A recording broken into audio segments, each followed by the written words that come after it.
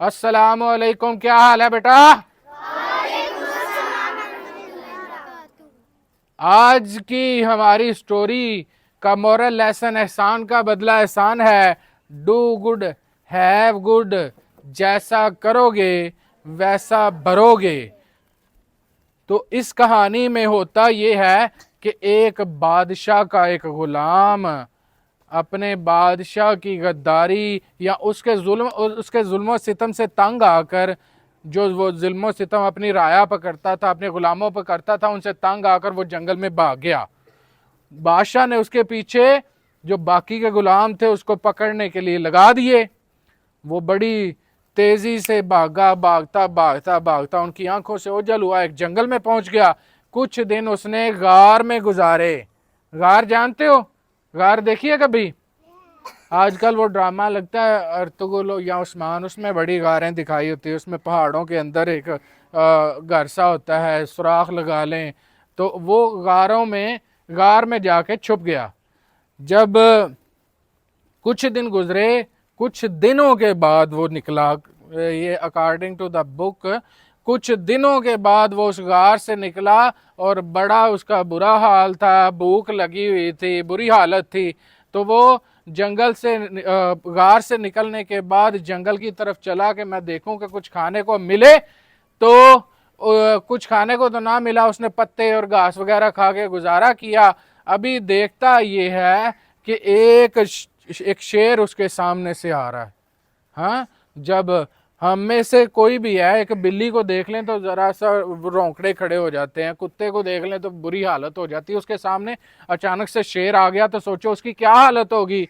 जब शेर उसके सामने आया तो उसने कहा, ला भाई, ला इलाहा इल्लल्लाह मोहम्मद रसूलुल्लाह, आखिरी टाइम आ गया। बस उन्हें अपने कलमे कुलमे पढ़े। तो जब शेर उसके करीब आया ना, तो गुलाम ने देखा कि शेर खुद तकलीफ में है, वो लंगड़ा के चल रहा है। तो उसने सोचा कि मैं क्यों ना शेर की मदद कर दूं, ये मुझे खाने के लायक तो है नहीं, ये खुद इसकी हालत ज़ार हुई है। तो उसने उसके पाँव से वो कांटा निकाला। जैसे ही शेर के पाँव में जो चुभा हुआ कांटा था वो निकला तो उसे राहत की सांस आई, वो सुकून में आ गया। जब सुकून आया तो वो शेर उसे खाने की बजाय अपने रास्ते चल पड़ा।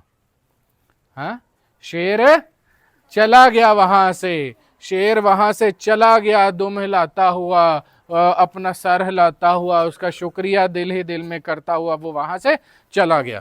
अब वो गुलाम कुछ दिनों के बाद उन बाकी गुलामों के हत्थे चढ़ गया जो बादशाह ने उसे पकड़ने के लिए भेजे हुए थे। पकड़ा गया। वो उसे पकड़ के बादशाह के दरबार में ले गए। बादशाह सलामत ने उसको उस गद्दारी की, उस भागने की ये सज़ा सुनाई कि इसको भूखे शेर के आगे डाला जाएगा। अब कुदरत का करना ये था कि वो जो शेर भूखा था ना, वो वही शेर था जिस पर उसने कभी एहसान किया हुआ था। हाँ, तो बादशाह ने उसे पकड़ के अपने पिंजरे में बंद किया हुआ था। वो कई दिनों से भूखा था। अब गुलाम का वो दिन आ गया कि जब उसको शेर के सामने डाला जाएगा। गुलाम का वो दिन आ गया, लोग इकट्ठे हो गए, मजमा लग गया कि शेर खाएगा आज फलां गुलाम को।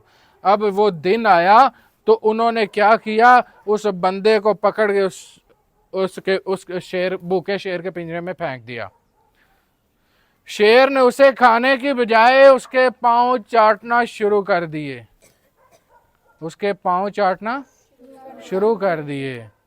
शेर को याद था, या उसने उसकी वो जो स्मेल थी वो सेव हो गई, या उसे जिस तरह भी बाय फेस वो पहचान गया कि ये वही बंदा था जिसने एक बार मुझे मुसीबत से निकाला था, मैं इसे आज कैसे खाऊं। उसने खाने के बजाय अपनी वफादारी का सबूत देते हुए उसने उसके पांव चाटना शुरू कर दिए।